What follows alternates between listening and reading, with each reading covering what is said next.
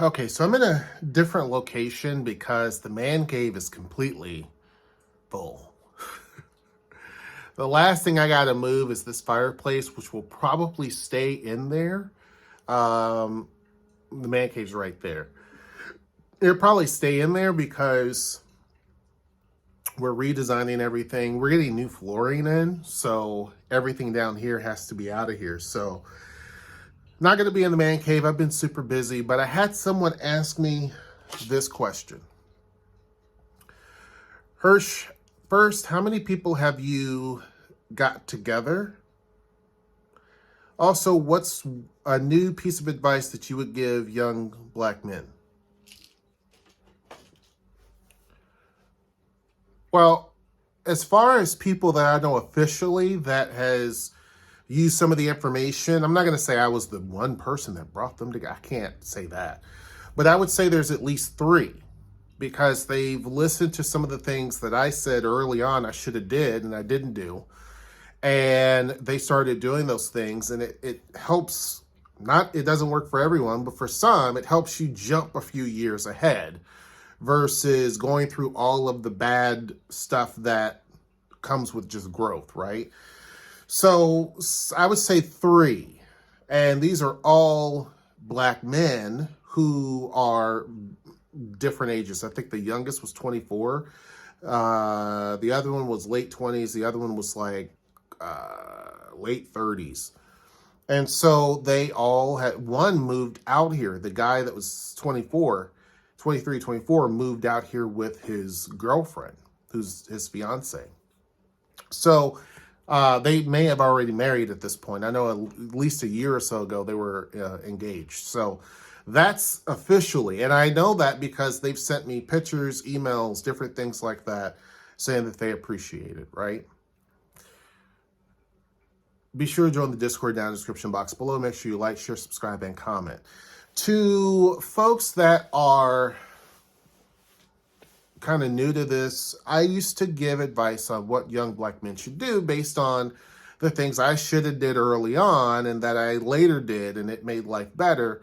But had I been smarter about it or someone told me, I would have done some of these things sooner and it would have paid out probably a lot better for me. I often tell folks, be sure one of the first things to do is get your passport, even before the passport bro thing became big. Not necessarily to go and just hunt down women, but to mainly travel the world and understand how different cultures operate and how the world is so drastically different than here and how we take a lot of things for granted. And sometimes we think that we have this big, I don't know, God sense of ourselves. When you look at the rest of the world, it makes you understand that we're not all that we think that we are here. So you can learn a lot. If you happen to find an amazing person on your travels, great. I think that's wonderful, and definitely do it. Don't let people shame you out of finding happiness or whatnot. I also had mentioned buying land. Land is something that's very important. In fact, Noelle and I have really been looking at land here. We had land in other places. I've sold those, but now we're looking at land here. It makes it easier for us to kind of tend to and do all that. And she actually reached out and did an inquiry just this morning on some land. And the reason for that is because the more things you have in your name, the better. Often there have been many times where black people could not own land or own a home, so it's the principle of the thing. So anytime, sorry, I'm a little dusty. I was out there messing with the chickens. So anytime that you can own things, that do things that you were not allowed to do in the past, do it. That's why I'm a big proponent of a lot of things, because at one point in time, you were forbidden to do so. Owning land is one of those key things, and owning a house. But one of the things that I would strongly suggest too for young black men is to leave the cities and move to the suburbs or to the rural parts of where you are. Now, obviously don't move into Klanland or sundown towns. I'm not saying that, but move into places that are outside of the city and work in the city. Some people, live in the country, work in the country, what's considered to be the country, and then that's it. That's different. Other folks may live, let's say you live in Tacoma. That's all you know. I would suggest moving from Tacoma to a nearby suburb, and I'm not talking like nearby, but like some of these places that, you know, you mostly see a lot of grass and trees. You may have 15 businesses total in the whole city, that type of place. Live there and do all of your working in a place like Tacoma or Seattle or Bellevue or whatever. So same thing, if you're in Dallas, Houston, Chicago, wherever, move away from the city and build your life either in the suburbs or in the rural parts of where you're at. In places that are safe, not in places where everybody's looking at you like, or any of that, but places where it makes sense. I say that because you can, and this is really poignant for those who are not married. A lot of things are better, and I tell young black men, don't get into a relationship right out the gate. Definitely don't have kids right out the gate. Take your time. Be very selfish. And this is one of those examples of doing that. Find everything you need someplace else. Go to the suburbs, go to the rural parts of the whatever. Typically, things are cheaper. Land's cheaper, housing's cheaper, all that stuff. If you have an electric vehicle, then miles and fuel is not that big of a deal. I mean, it depends on the electric vehicle that you have, but that's a bonus, because then you can have a thing connected to your house and you constantly are good to go. That's what I wish I would have done early on. I was chasing down career and status and, you know, got to have this type of house, that type of house. When I got older and got smarter, I realized house is just a house. And you cannot turn yourself into a workaholic just to keep everything going, right? It's just not worth it. In your younger years, you might feel that way. As you get older, you want to settle down. You don't have the same amount of energy, the same thought process. And so you want to be able to be comfortable as you get older. And being comfortable means you don't have, you know, $5,000 a month in expenses. It means that you have expenses that are much lower than what you make. It's okay to have a budget car. It's okay to have a budget house. It's okay. Because there are people who, if you're worried about a partner who's not going to, you know, you got to have this, got to have that, they're not the person for you. If any time you're in a relationship or about to get to know someone and they put all these stipulations about what you have to be, then immediately exit stage left.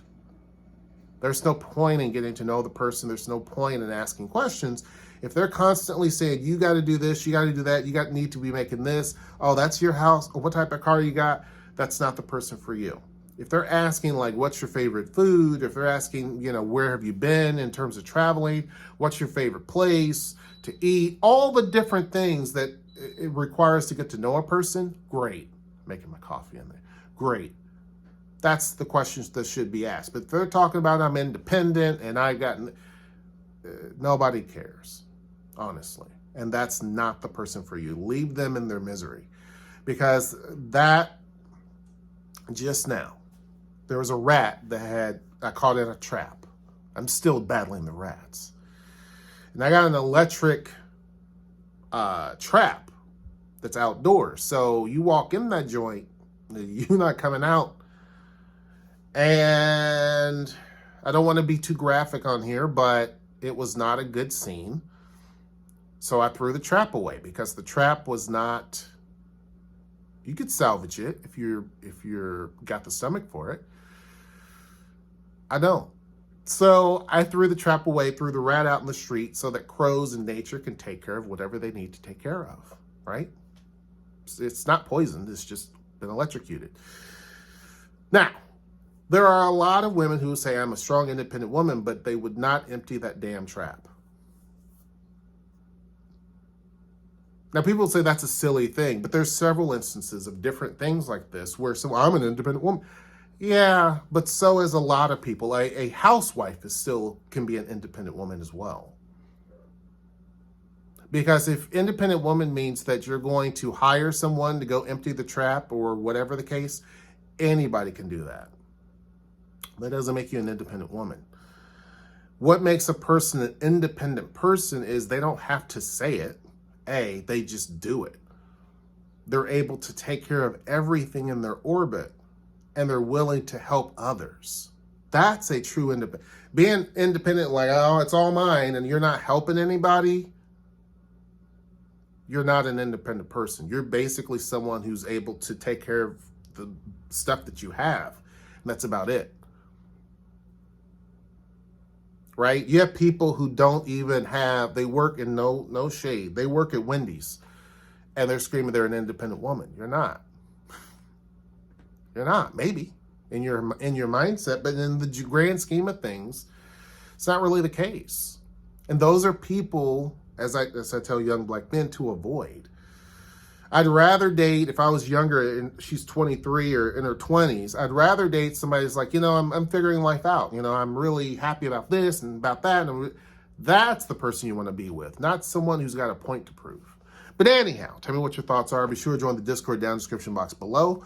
Hopefully you have some good luck, sir. Make sure that you like, share, subscribe, and comment. Until next time, I will see you. Take care.